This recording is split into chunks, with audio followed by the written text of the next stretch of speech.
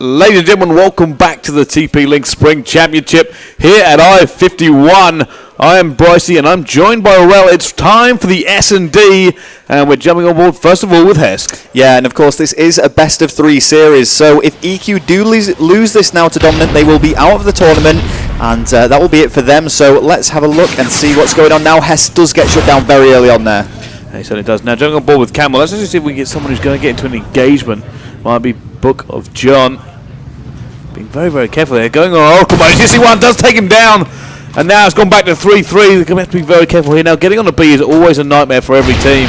Usually going to see smokes and that bomb planter more often than not will be running incog as well to try and get it down. The trophies are already down in that area. So they don't have to worry about nades unless one they manage to roll one in.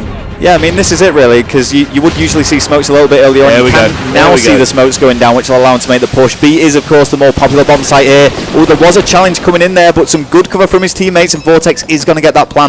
Oh, he's run past. It's going to be a challenge. Yes, he does. Vortex makes it look easy. Slow reaction doesn't matter. Vortex gets it anyway. That was a really big play there from Vortex. So round 1 will go to EQ. And as I said before, I know EQ did play very well on the Search and Destroy. So it's going to be very interesting to see how they play this out against Dominant, because they have to win this or that's going to be it for them.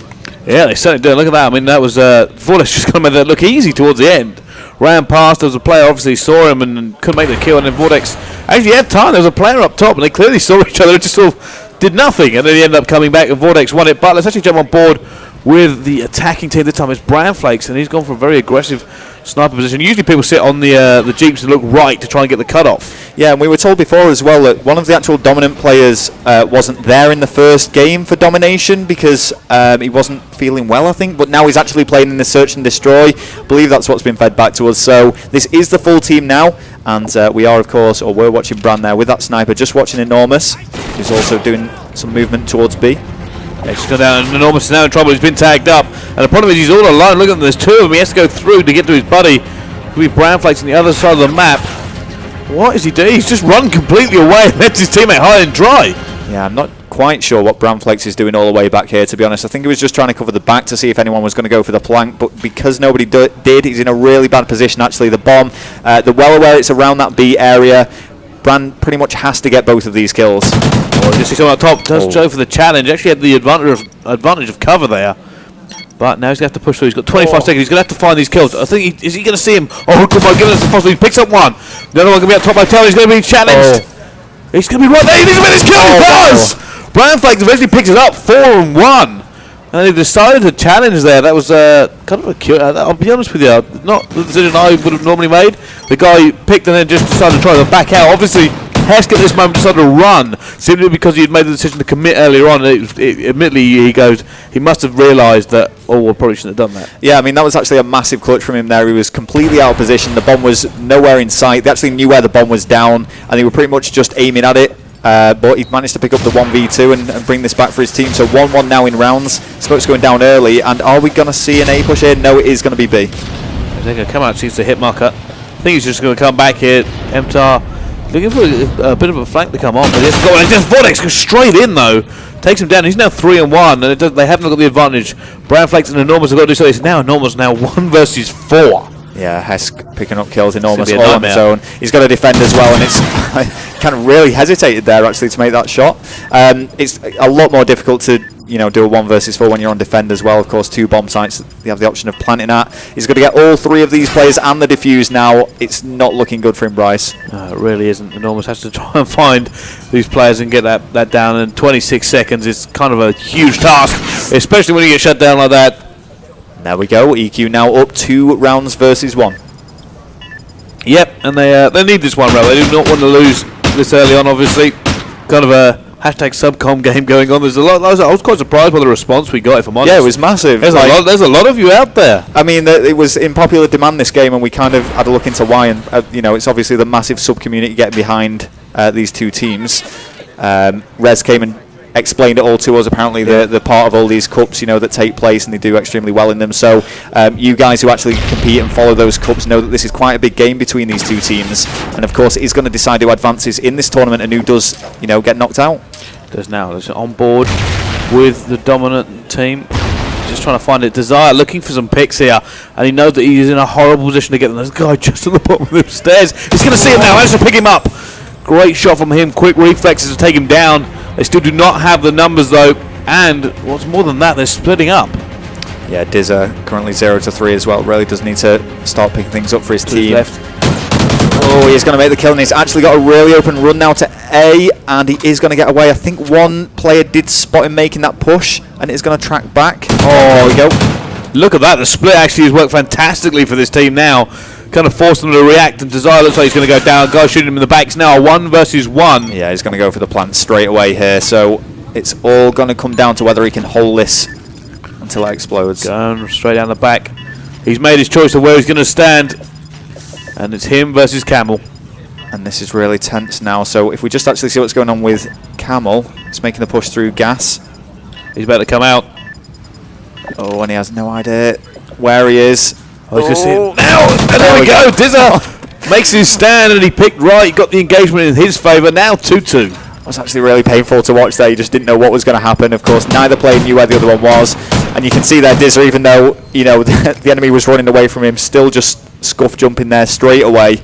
Reaction to pick up that kill. So he has got off his donut now, though, but everything is even 2-2. Of course, this being first to 6 search and destroy, there's still a lot of this game to play.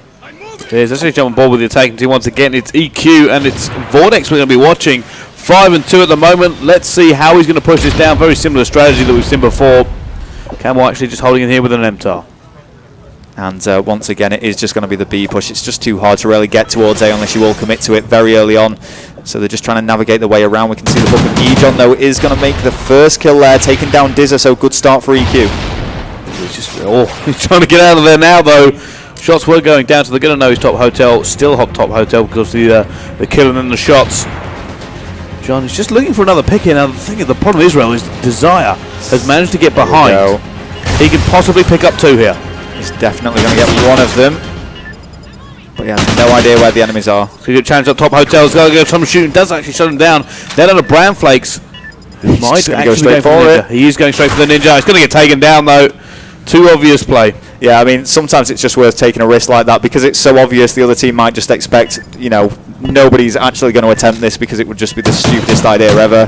And just leave it, not even check it. So it can sometimes work, but obviously not on that occasion. So 3-2 now in favour of EQ. It certainly is. Can VQ get this one back and go 1-1? Or will Dominant show that fantastic form? They show them the domination and somehow bring that to S&D. Yeah, it's a lot closer this time. I mean, in that domination, it was 29 points the first side and 14 points the second side, both in Dominant's favour, which is fairly convincing. Yeah, he did, and he's very lucky not to die there. He really is. Now, see what he can do. He's looking for revenge. Health obviously regenerating. He's just trying to see what he can do now. He's just waiting. He's going to try and get in there with a pistol. Unfortunately, if you're going to be running a thermal sniper, going inside is not where you want to be. And it looks like might go for the rotate away here. There's still got a stacking for. He's going to go down.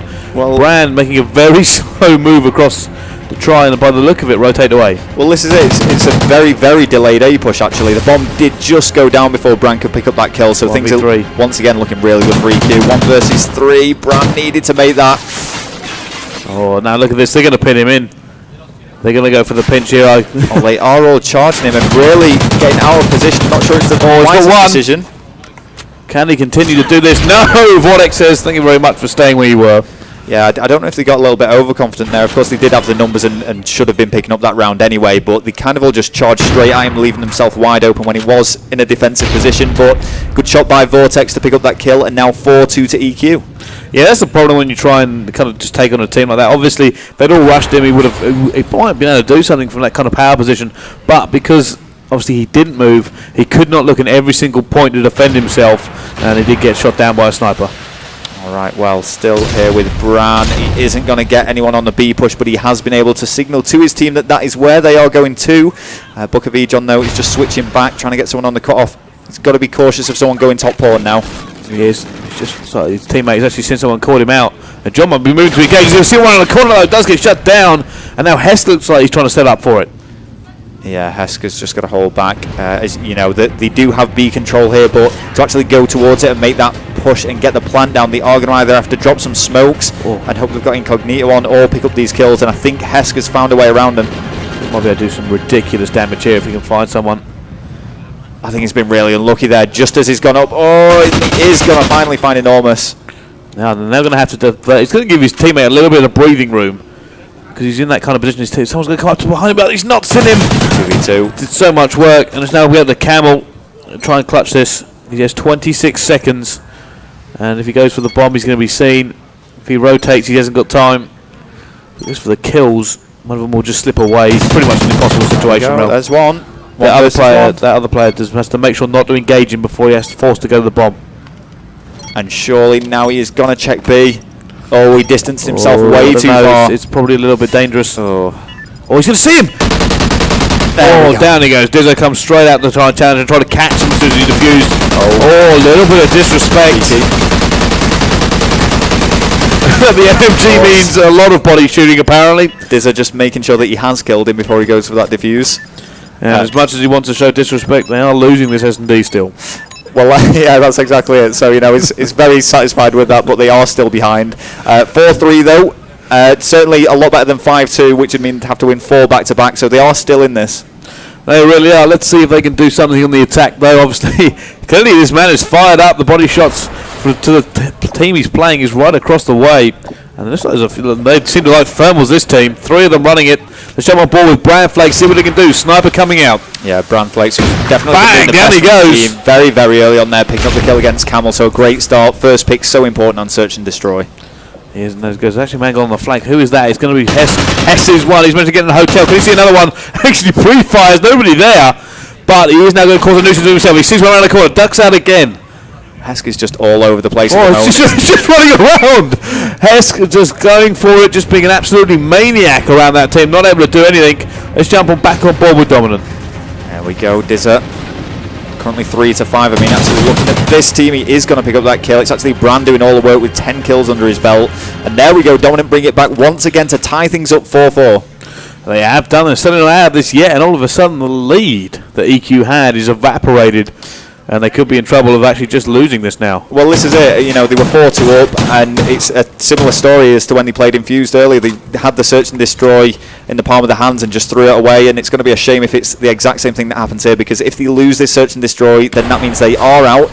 But still, it all comes down to this. Just 2 more rounds for either team to actually either advance to Blitz or secure the win for Dominant. Let's jump on board with the attacking team. It's Vortex, and it's going to be a fast push towards A. They have to make sure they win that gunfight internally. And no, look at that. It's all gone horribly wrong.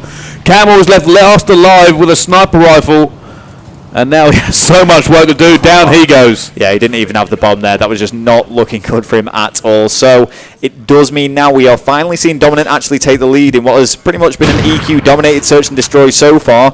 Despite Enormous only dropping 1-8, his teammates have been really performing well here. Hey, really, Howard, can you believe how quickly that was deflected? Their Desire actually picking up a 2-piece to completely shut down the rush. And now they've managed to put their team in the lead. Let's actually see. Let's jump on board with... which way are they going to go? Yeah, they're going for an A rush as well. Can they make this more successful than their team? The enemy team did against them. I mean, you always find this. When it comes down to the final round or final rounds, they always seem to go for the harder bomb site, which sometimes can be a little bit easy to read. But well, what are they doing? Yeah. Desire is miles away now. Well, this is it. They've really split up. I don't know if this is going to work to their advantage or not. It's one. He can actually rotate back. Things looking good for Dominant now. 3 versus 2. Oh, it's going to be an engagement right here. He's going to say, no, he didn't see him. Oh, the back-to-back. They just need to turn around. No, still didn't see him. They're right next to him. There we go. He's finally got it, and it's now up to John. 1 versus 3. This is tense time here. Are they going to choke this? Remember, they had the lead. They looked so good. They were 4-2 up, and if Dominant take this, they've won 4 rounds back-to-back to take a 6-4 victory here and win the best of 3, 2 rounds to 0. The bomb has been planted. 3 kills and a defuse, Bryce. It's so hard for him now. Being so cautious where he's going. He has managed to get past that guy and broken. But there's actually a player laying on the bomb for the Ninja. Oh, no way. No. Wow, that would have been something. That would have been the most cheekiest Ninja fuse I've ever seen. Jade managed to see him there. If he'd have pulled that off, I'd have never seen anything quite like that. That would probably been the greatest Ninja defuse of all time. But there we go. Dominant have won 2-0. And EQ, when they looked like they were coming back, have unfortunately managed to choke their lead.